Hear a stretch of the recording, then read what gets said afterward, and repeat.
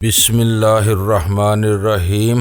گمنام ہیرو کے معزز ناظرین السلام علیکم۔ آئیے چلتے ہیں کہانی کی طرف۔ وہ ایک چھاپا مار جنگجو تھا اور ہر قسم کے حالات میں کام کرنے کا عادی تھا، لہٰذا اس نے پیرس سے گن بوٹ تک پہنچنے کے لیے 3 گھنٹے کی مہلت مانگی تھی۔ اس مدت کے بعد ہمیں نانتیس نامی گودی کے قریب قرب و جوار میں اس کا انتظار کرنا تھا۔ خالد کا دیا ہوا وقت تقریباً گزر چکا تھا اور ہم نانتیس سے چند ناٹ آگے نکل آئے تھے، اسی لیے گن بوٹ کی رفتار بہت دھیمی کر لی گئی تھی اور میں بار بار عرصے پر آ کر سمندر کا جائزہ لے رہا تھا۔ میرا خیال تھا کہ خالد نانتیس سے کرائے کی کسی لانچ کے ذریعے ہی گن بوٹ تک آئے گا اور سودا ہو جانے کی صورت میں اسی گودی میں گن بوٹ کی ڈلیوری لینا پسند کرے گا تاکہ ہمارے عملے کی چھٹی کے بعد وہاں سے اپنی مرضی کا عملہ بھرتی کر کے گن بوٹ کو نئی منزل کی طرف روانہ کر سکے۔ میں چوتھی بار گرد و پیش کا جائزہ لینے کے بعد عرصے سے نیچے اتر رہا تھا کہ اچانک فضا میں کسی انجن کی بھاری گونج سنائی دی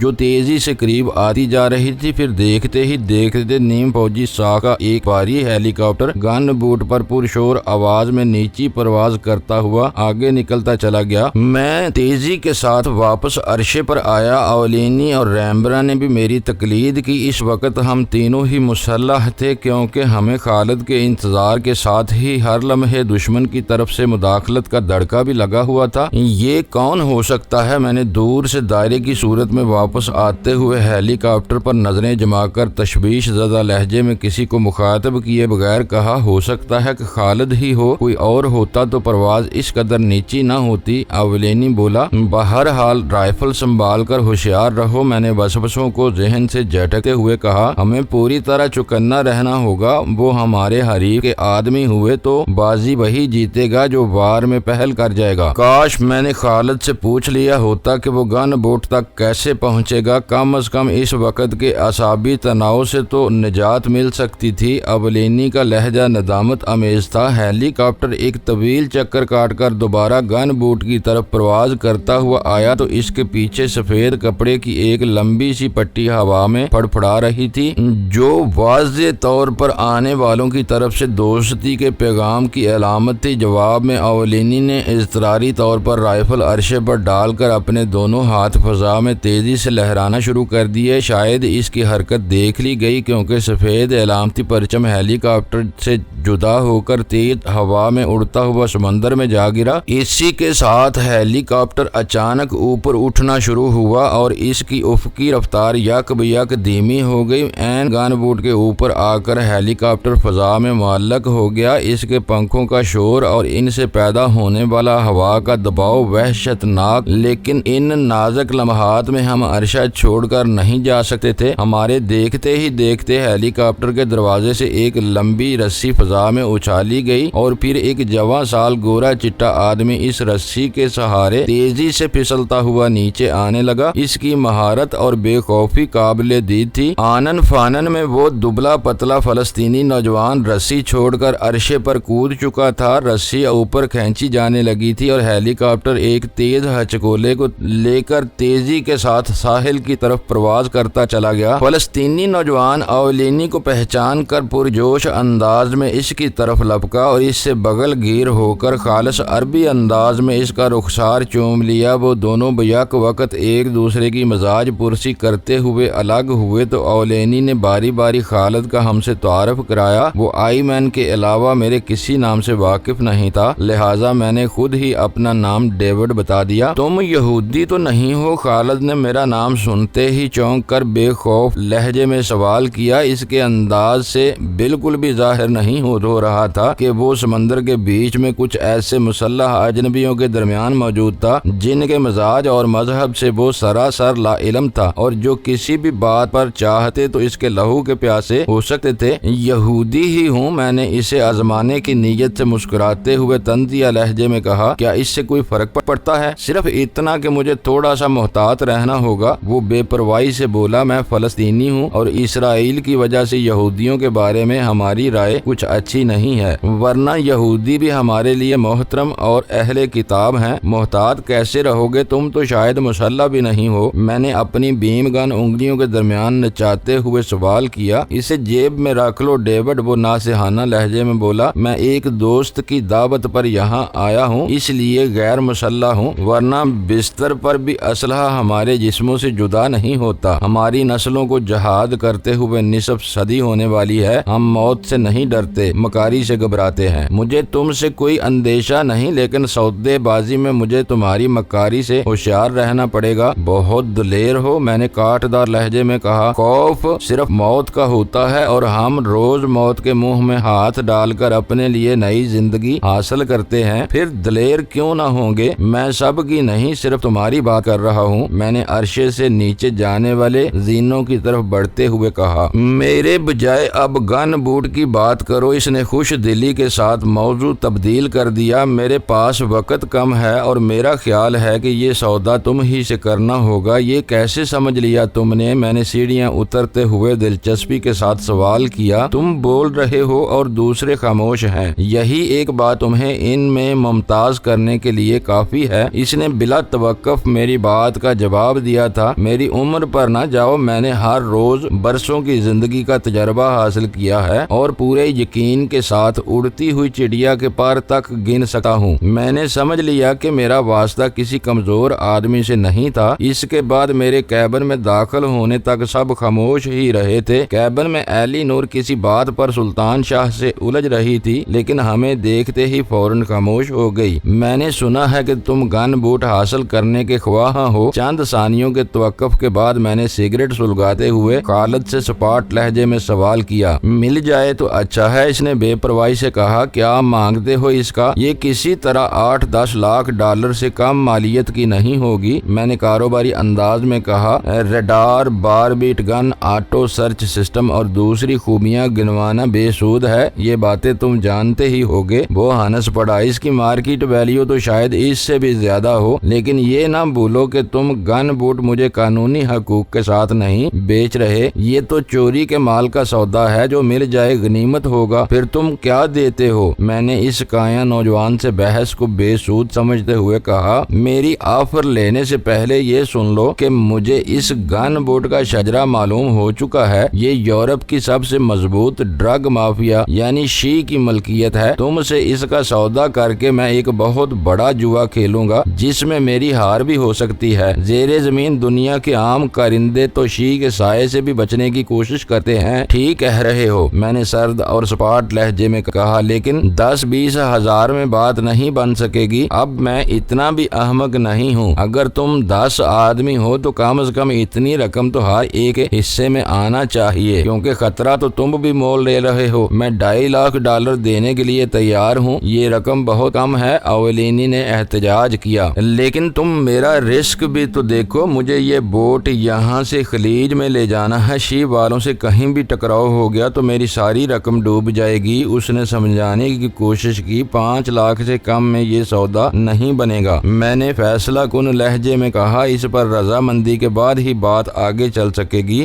بات تو آگے چلانا ہی ہوگی، کیونکہ ہیلی کاپٹر مجھے لینے کے لیے واپس نہیں آئے گا۔ سودا مکمل ہونے کے بعد تم لوگ مجھے گن بوٹ سمیت 29 پہنچاؤ گے، وہیں میں ڈلیوری لوں گا۔ اس کے لہجے میں بلا کا اعتماد۔ اس سے مختصر سی حجت ہوئی اور آخر کار 4.25 لاکھ ڈالر پر بات ٹھہر گئی۔ میرے کیبن میں موجود سب لوگوں نے ایک دوسرے سے ہاتھ ملا کر آپس میں سودے کی مبارکباد دی اور ایلی نور رائل سلیوٹ کی باقی ماندہ بوتل اٹھا لائی۔ خالد نے جیب سے اینگلو سوئس بینک کی چیک بک نکال کر مطلوبہ رقم کا بیریئر چیک کاٹا اور میری طرف بڑھا دیا۔ مجھے امید ہے کہ یہ باؤنس نہیں ہوگا، میں نے چیک لیتے ہوئے خوش خلقی کے ساتھ کہا، اور خالد کا چہرہ ایک دم سرخ ہو گیا۔ مجھے گالی نہ دو مس ڈیوڈ، اس نے برہمی کے عالم میں کہا۔ ذاتی طور پر میں بہت مفلس اور بے مایہ انسان ہوں، لیکن ابو البحر کی جانب سے جب میں کوئی معاہدہ کرتا ہوں تو وہ موت سے زیادہ اٹل ہوتا ہے۔ آج تک میرا لکھا ہوا کوئی چیک بینک کو دوبارہ پیش کرنے کی نوبت نہیں آئی۔ میں ساری ادائیگیاں چیک ہی سے کرتا ہوں، یہ ضمانت میں بھی لیتا ہوں، اولینی نے کہا۔ نہیں، تمہیں ضمانت لینے کی کوئی ضرورت نہیں، خالد نے تیز لہجے میں کہا۔ ڈیوڈ کو اب بھی شبہ ہے تو میں چیک واپس لینے کو تیار ہوں۔ اپنی نیک نامی کی قیمت پر میں بڑے سے بڑا فائدہ بھی ٹھکرا سکتا ہوں۔ بہت گرم کھوپڑی ہے تمہاری، میں نے اپنا گلاس اٹھاتے ہوئے کہا۔ چلو گلاس اٹھا کر سودے کی کی خوشی کا جشن مناؤ۔ مجھے افسوس ہے کہ میرے الفاظ سے تمہاری دل شکنی ہوئی۔ اس نے گلاس اٹھا کر فضا میں ہولے سے میرے گلاس سے ٹکرایا اور لب تر کر کے ہنستے ہوئے بولا، مجھے اندازہ تھا کہ تم چیک واپس نہیں کرو گے۔ یہودی آئے ہوئے مال کو کبھی نہیں چھوڑتا۔ چیف کو بتا دو کہ گن بوٹ کا رخ نانتیس کی طرف موڑ لے۔ میں نے اولینی سے مخاطب ہو کر کہا، لنگر انداز ہونے کے مقام کی نشاندہی خالد خود کرے گا۔ اگر تمہارا ناخدا پرانا آدمی ہے تو اسے بتا دو کہ نانتیس کی گودی پر سے قدرے جنوب میں پرل بیچ پر لنگر انداز ہونا ہے۔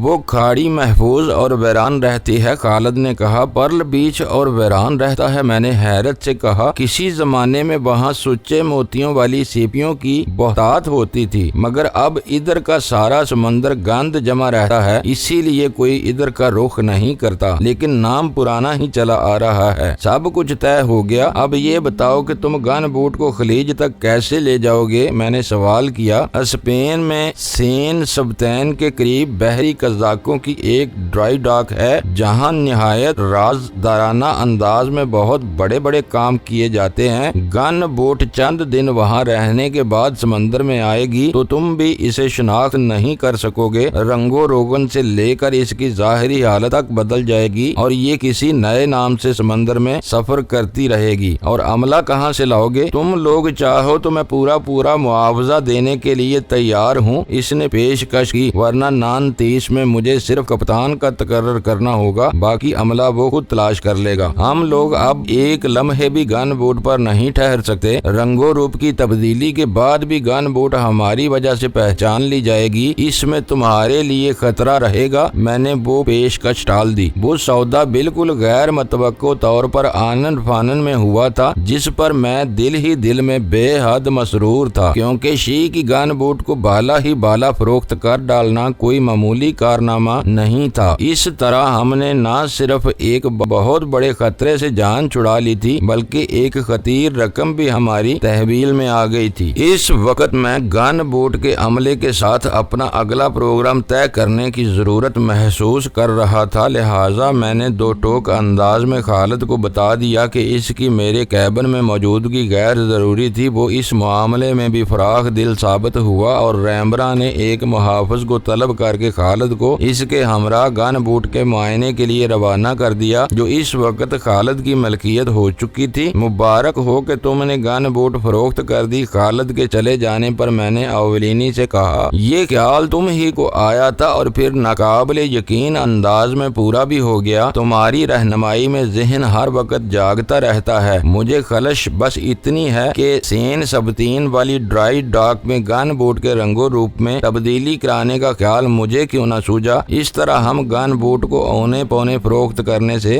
بچ سکتے تھے اور ہمارے سروں پر منڈلاتا ہوا خطرہ بھی ٹل جاتا۔ یہ تمہاری بھول ہے، میں نے ترش لہجے میں کہا۔ گن بوٹ کا حلیہ تبدیل ہو جاتا، لیکن ہم اپنے چہرے کہاں لے جاتے؟ اتنی بھیڑ میں تو کوئی بھی کہیں بھی پہچانا جا سکتا تھا، کیونکہ شی کے دشمن بہت بارسوخ ہیں۔ انہیں ہاک اور اس کے آدمیوں کے ذریعے گن بوٹ کے عملے کے سارے کوائف معلوم رہے ہوں گے۔ پرل بیچ یہاں سے زیادہ دور نہیں ہے، ایلی نور نے دخل دیتے ہوئے کہا۔ اگر ہم گن بوٹ چھوڑنے سے پہلے مستقبل کا پروگرام طے کر لیں تو بہتر رہے گا۔ تمہارا کیا حال ہے؟ میں نے سلطان شاہ سے اچانک اس کی طرف متوجہ ہو کر اردو میں سوال کیا۔ دوڑ نہیں سکتا، لیکن آسانی سے چل پھر سکتا ہوں، اس نے کہا۔ رفتار بڑھاتے ہی توازن برقرار رکھنا مشکل ہو جاتا ہے اور میں لڑکھڑا کر گر پڑتا ہوں۔ کاش تم جلد از جلد نارمل ہو سکو، اب ہم پر تھوڑا سا سخت وقت آنے والا ہے۔ اردو میں اس سے یہ کہہ کر میں دوبارہ ان لوگوں کی طرف متوجہ ہو گیا جو میری زبان سے اگلا پروگرام سننے کے منتظر تھے۔ ہمیں نانتیس میں اترتے ہی ایک دوسرے سے الگ ہونا ہے۔ میرے الفاظ سنتے ہی ان کے بشروں پر بے چینی پھیل گئی اور وہ سوالیہ نظروں سے ایک دوسرے کی طرف دیکھنے لگے۔ اس رد عمل کو بانپتے ہی میں نے وضاحت کی، ہم بظاہر ایک دوسرے سے الگ اور انجان ہوں گے، لیکن ہمارا سفر ایک ساتھ جاری رہے گا۔ اس طرح ہم بہتر طریقے پر ایک دوسرے کی حفاظت کر سکیں گے۔ میں نانتیس پہنچتے ہی خالد کی معرفت چیک کے بدلے نقد رقم حاصل کرنے کی کوشش کرتا ہوں، تاکہ آزادانہ گزارے کے لیے کچھ رقم ہم آپس میں بانٹ سکیں۔ ہم نانتیس میں رکنے کا خطرہ مول نہیں لے سکتے، ہمیں وہاں سے فوراً फौरन ही किसी करीब तरीन शहर की तरफ कूच करना होगा, जहां ठहर कर हम अपने सफरी कागजात तैयार करा सकें। हम सब के सफरी कागजात तो मुकम्मल हैं। अवलिनी ने मेरी बात काट कर कहा, इसके बगैर हम गन बोट पर सफर ही नहीं कर सकते थे। जरूर होंगे, मगर मेरे और मेरे साथी के कागजात बनवाना होंगे। इसी असना में हम फैसला करेंगे कि दुश्मन को कुचलने के लिए किस महाज की तरफ पेशकदमी की जाए। वो गुफ्तगू करते हुए मैंने दानिस्ता किंग लायंस वाले जिमी लाइड का जिक्र किया, न ही एलिनोर को इस गुफ्तगू में मुलव्वस किया, क्योंकि इनसे बात करते हुए मेरे जहन में एक नया नक्शा जन्म ले चुका था। नानतीस से किसी गैर मारूफ शहर में जाने की बजाय पेरिस जाना ही मुनासिब होगा। अवलिनी ने राय दी, वो इंसानों का समंदर है और वहाँ दुनिया के गोशे गोशे से बांध बांध के सियाह आते हैं। इनकी भीड़ में हमारा वजूद महसूस भी ना हो सकेगा। छोटे शहर में हम सब का बियाक वक्त दाखला राज नहीं रह सकेगा। ठीक है, मैंने उसका मशवरा कबूल कर लिया। नानतीस से हम पेरिस ही जाएंगे। उसी लम्हे इंटरकॉम की घंटी बज उठी। रैम्बरा ने पैगाम सुनने के बाद बताया कि खालिद गन बोट से एक अहम फोन कॉल करना चाह रहा था, ताकि पर्ल बीच के गलीज और वीरान साहल पर सवारी का बंदोबस्त कर सके। मैं अवलिनी को साथ लेकर रेडियो रूम की तरफ हो लिया। अवलिनी ने अपने ऑपरेटर्स पर खालिद का दिया हुआ नंबर मिलाकर रिसीवर उसे थमा दिया। सिलसिला मिलने पर खालिद ने अरबी में गुफ्तगू करना शुरू की और चंद फिक्रों के तबादले के बाद सिलसिला मुनक़ता कर दिया। कहाँ बात की है तुमने? मैंने उससे सवाल किया। नानतीस ही से सवारी का बंदोबस्त किया है। पर्ल बीच पर एक कोस्टर हमारा इंतजार करेगी, उसने कहा, ताकि हम तोफन में ज्यादा देर सड़ने की बजाय फौरन शहर रवाना हो सकें। शायद हम बैंकारी के औकात खत्म होने से पहले ही नानतीस पहुंच जाएंगे। मैंने ताई तलब लहजे में कहा। हाँ, लेकिन ये ख्याल कैसे आ गया तुमको? नानतीस में एंग्लो स्विस बैंक की कोई ब्रांच नहीं है। वो फौरी तौर पर बात की तह तक पहुंच जाने में यदे तूला रखा था, लेकिन हमें फौरी तौर पर रकम की जरूरत होगी। नानतीस से हमारी राहें जुदा हो जाएंगी। हम ज्यादा देर इकट्ठे रहकर शी वालों के किसी अताब का शिकार नहीं होना चाहते। मैंने अपनी आई मैन की हैसियत को फरामोश करते हुए कहा, बदतमादी से मुझे नफरत है, लेकिन तुम्हारी मजबूरी मेरे लिए काबिले फहम है। मैं नानतीस पहुंचकर तुम्हें कहीं न कहीं से पूरी रकम नकद ला दूंगा। मामूली सूद पर कोई भी साहूकार मेरा चेक खरीद लेगा, लेकिन एक रोज के सूद की रकम तुम्हें अपनी गिरह से अदा करना होगी। मेरे बैंक की शाखें सिर्फ पेरिस और बारसेल्स में हैं, वहां से चेक कल ही कैश हो सकेगा, उसने कहा, और मैंने बिला किसी हीलो हुज्जत के इसकी शर्त तस्लीम कर ली। पर्ल बीच शायद इस इलाके का सबसे गंदा और उथला साहिल था। खूबसूरत नाम वाले इस बदनुमा इलाके में दूर ही से फजा में बदबू का एहसास होने लगा था।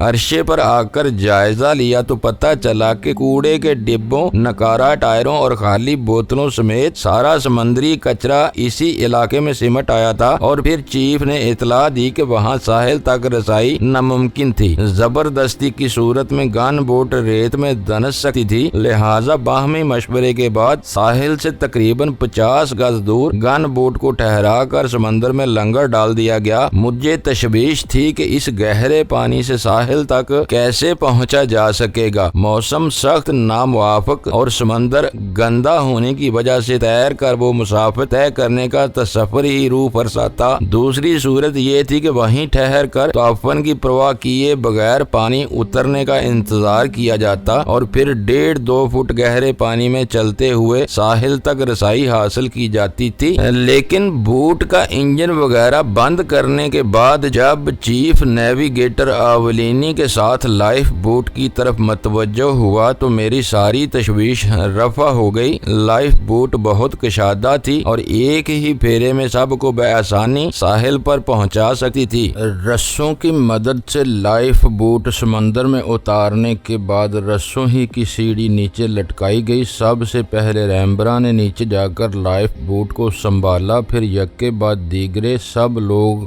गन बोट से लाइफ बोट पर मुंतकिल हो गए। मुझे ये देखकर खुशी हुई कि सुल्तान शाह को गैर मतवाजी सीढ़ी से उतरने में कोई काबिल जिक्र दुश्वारी पेश नहीं आई थी। पतवारों की मदद से लाइफ बोट को खेलते हुए हम चंद मिनट में साहिल पर पहुंच गए। गन बोट के अरशे की बुलंदी से लाइफ बोट पर आते ही समंदर की سطح سے اٹھنے والی تیز بھپکوں نے طبیعت کو بہت مقتدر کیا تھا، لیکن اس وقت ہمارے پاس اپنے دلوں پر جبر کرنے کے سوا کوئی چارہ نہیں تھا۔ ساحل پر اترنے کے بعد ریمبرا 2 محافظوں کے ساتھ پلاسٹک سے بنی ہوئی لائف بوٹ کو ساحلی ریت پر گھسیٹتا ہوا پانی سے بہت دور خشکی میں لے آیا تاکہ لائف بوٹ پانی کے ریلے میں سمندر میں واپس نہ جا سکے۔ پھر ہم سب خالد کے پیچھے ہو لیے جو ساحل سے آگے ریتیلے ٹیلوں کی طرف جا رہا تھا۔ ٹیلوں کی ڈھلان پر پہنچتے ہی ہمیں دوسری طرف نشیب میں ہلکے نیلے رنگ کی کوسٹر کھڑی نظر آئی اور ہم سب ریتیلی زمین کو عبور کرتے ہوئے اسی طرف چل دیے۔ کوسٹر میں ڈرائیور مقامی معلوم ہو رہا تھا، لیکن اس کے ساتھ ایک عرب بھی آیا ہوا تھا جو خالد سے بہت تپاک سے ملا اور ہمارے سوار ہوتے ہی سفر کا آغاز ہو گیا۔ نانتیس کوئی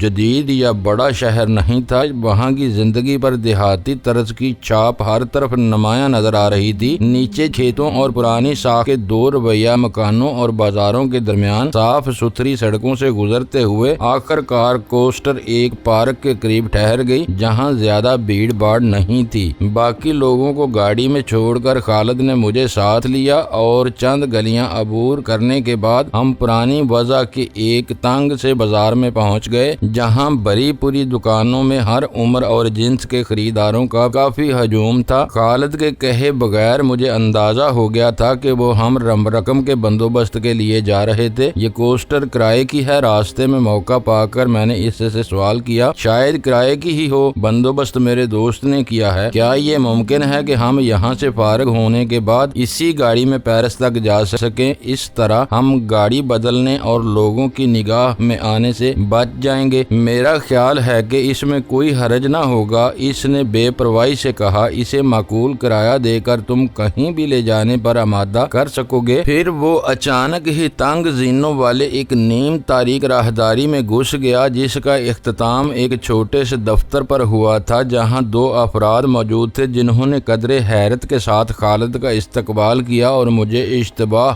آمیز نظروں سے گھورنے لگے۔ یہ میرا ساتھی ڈیوڈ ہے، خالد نے ان دونوں سے باری باری ہاتھ ملاتے ہوئے میرا تعارف کرایا۔ تمہیں اس سے خائف ہونے کی ضرورت نہیں کیونکہ یہ تمہیں لوٹنے کے لیے نہیں آیا ہے۔ انہوں نے نیم دلانہ انداز میں مجھ سے بھی ہاتھ ملائے اور میز کے سامنے پڑی ہوئی سال خوردہ سی کرسی پر بیٹھنے کا اشارہ کیا۔ خالد نے ان سے میرا تعارف انگریزی میں کرایا تھا، پھر ان سے فرنچ میں گفتگو کرنے لگا جو غالباً ان دونوں کے لیے زیادہ سہل اور قابل فہم تھی۔ چند منٹ کی گفتگو کے بعد خالد نے مجھ سے اپنا دیا ہوا چیک طلب کیا اور ان میں سے سن رسیدہ شخص کی طرف بڑھا دیا جو مہذب شیشوں والی اینک کے پیچھے سے کاغذ کے اس بیش قیمت پردے کا معائنہ کرنے لگا۔ سود کے $1000 کاٹ کر یہ بڑے نوٹوں کی صورت میں $3,74,000 دینے پر آمادہ ہے۔ خالد نے مجھے آگاہ کیا، سود بہت زیادہ ہے لیکن اس قصبے میں اتنی بڑی رقم غیر ملکی کرنسی میں کہیں اور نقد نہیں مل سکے گی۔ میں نے ایک لمحے کے لیے سوچا کہ جب میں پیرس ہی جا رہا تھا تو وہ چیک اگلے دن وہاں کیش کرا سکتا تھا، لیکن رقم ہاتھ آنے میں تاخیر میرے پروگرام سے میل نہیں کھاتی تھی، اس لیے میں نے رضامندی ظاہر کر دی اور ان دونوں نے اپنے دفتر کا دروازہ بند کر کے اندر سے کنڈی چڑھا دی۔ اسی کمرے میں کتابوں کے نیچے دبی ہوئی ایک آہنی الماری تھی جس میں سے ایک تھیلا میری طرف بڑھا کر سن رسیدہ شخص نے احتیاط کے ساتھ ڈالرز کے بڑے نوٹوں کی سر بمہر گڈیاں میرے سامنے ڈھیر کرنا شروع کر دیں۔ $10,000 کی ایک گڈی جیب میں ڈال کر باقی رقم میں نے گڈیاں گن کر تھیلے میں بھری اور ہم ان دونوں کو الوداع کہہ کر وہاں سے روانہ ہو گئے۔ میرے لیے خالد کی وہ ساکھ حیرت ناک ثابت ہوئی تھی۔ ان لوگوں نے اس کے لکھے ہوئے چیک کو پورے احترام کے ساتھ قبول کیا تھا۔ میرا خیال تھا کہ خالد گن بوٹ کے سودے کے لیے پیرس سے وہاں پہنچا تھا، اس لیے ہمارے ساتھ ہی پیرس جائے گا، لیکن وہ کوسٹر لانے والے عرب سے ہمارے پیرس تک سفر کی بات طے کرا کے وہیں اتر گیا کیونکہ گن بوٹ عملے کے بغیر سمندر میں کھڑی ہوئی تھی اور وہ اس پر جلد از جلد عملہ تعینات کر کے اسے سین سبتین روانہ کرنا چاہتا تھا۔ نانتیس کے مضافات سے باہر نکلتے ہی میں نے $10,000 کی گڈی اولینی کے حوالے کر دی۔ ایلی نور میرے ساتھ رہے گی، اس کے اخراجات میں ادا کروں گا۔ تم فی الحال اپنے آدمیوں کو اخراجات کے لیے 1000 فی کس دے دو، جو رقم بچے وہ مساویانہ طور پر تمہاری اور ریمبنا کی ہے۔ رقم کا شکریہ، اولینی نے گڈی لیتے ہوئے کہا، لیکن پیرس سے آگے ہمارا پروگرام کیا ہوگا؟ یہ کسی بھی وقت طے کر لیا جائے گا، میں نے بے پرواہی کا مظاہرہ کرتے ہوئے کہا۔ ہم سب کو کسی ایک ہی علاقے میں الگ الگ ہوٹلوں میں ٹھہریں گے تاکہ رابطہ برقرار رکھنے میں آسانی رہے، اسی کے ساتھ کسی ایک ہی دوسرے سے دوسروں پر کوئی عتاب نازل نہ ہو۔ پیرس اولینی کے لیے نیا شہر نہیں تھا، اس کے مشورے پر میں نے پارک ہوٹل میں ٹھہرنے کا ارادہ کر لیا، جو متوسط درجے کا ہوٹل تھا، اور ہم وہاں کسی کی توجہ کا مرکز بنے بغیر بے آسانی چند روز قیام کر سکتے تھے۔ اس ہوٹل کا مینیجر اولینی کا شناسا تھا اور اسے پوری امید تھی کہ اس کی سفارش پر میرے یا سلطان شاہ کے شناختی کاغذات کا مسئلہ نہیں اٹھایا جائے گا۔ آرام دہ کوسٹر میں ہیٹر آن ہونے کی وجہ سے ہمارا وہ سفر بہت خوشگوار ثابت ہوا۔ موسم سرما کے باوجود سارا راستہ ہی سرسبز کھیتوں اور باغات سے گھرا ہوا تھا اور آخر کار کوسٹر پیرس میں داخل ہو گئی، جو نان تیز کے برعکس قدیم اور جدید طرز زندگی کا ایک پرشکوہ سنگم نظر آ رہا تھا۔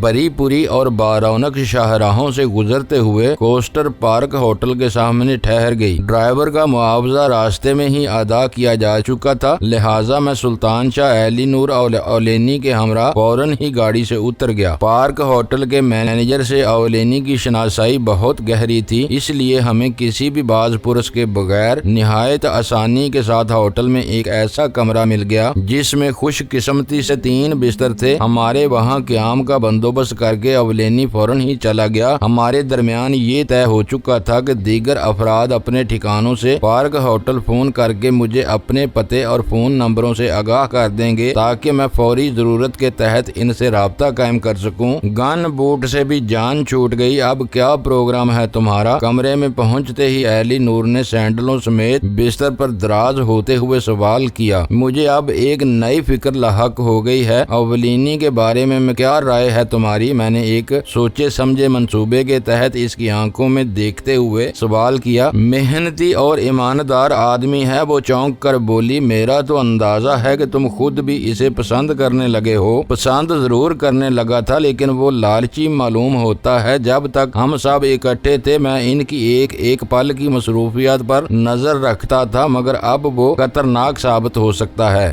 جب سے میرے پاس رقم آئی ہے اس کے تیور کچھ بدلے ہوئے نظر آ رہے ہیں۔ میرا اندازہ ہے کہ وہ رقم حاصل کرنے کی سر توڑ کوشش کرے گا۔ شاید اب تم کوئی نئی کہانی سوچ رہے ہو، سلطان شاہ نے اردو میں کہا۔ تمہارے تیور کچھ اچھے نظر نہیں آ رہے ہیں۔ میں سوچ رہا ہوں کہ اب اس پورے جلوس کو ساتھ لیے پھرنے کی کیا ضرورت ہے۔ میں نے ان سے کام لے لیا، اب وہ زندہ رہیں یا مارے جائیں میری صحت پر کوئی اثر نہیں پڑتا۔ ایلی نور ابھی بھی ہمارے کام آ سکتی ہے، اس لیے اسے میں نے ساتھ رکھ لیا ہے۔ تمہیں اس پر شبہ تھا تو پھر اس ہوٹل میں ہرگز نہ ٹھہرنا چاہیے تھا، ایلی نور بولی۔ یہاں اسے اپنی من مانی کرنے کی زیادہ آزادی حاصل ہوگی، ہم اسی وقت یہاں سے غائب ہو سکتے ہیں۔ میں نے مسکراتے ہوئے کہا، میں اسے اپنی طرف سے ہوشیار نہیں کرنا چاہتا تھا، پھر کیا پتا کہ وہ بھی دشمن ہی کا آدمی ہو اور مناسب وقت کے انتظار میں اب تک ہمارا ساتھ دیتا چلا آ رہا ہو۔ یہاں سے جانے میں زیادہ سے زیادہ 1 دن کا کرایہ ضائع ہوگا، لیکن سوال یہ ہے کہ کاغذات کے بغیر پیرس میں ہمیں کون پناہ دے گا؟ معزز ناظرین، لائک کریں، شیئر کریں اور کمنٹس باکس میں پاک آرمی زندہ باد، پاکستان پائندہ باد کا نعرہ ضرور درج کر کے اپنے ملک پر فخر کریں اور پاکستان کی بنیادیں مضبوط کرنے میں اپنا کردار ادا کریں۔ ویڈیو دیکھنے کا شکریہ۔ معزز ناظرین، اپنا خیال رکھیے گا اور ہمارے چینل کا بھی۔ ISI پاک آرمی زندہ باد، پاکستان پائندہ باد۔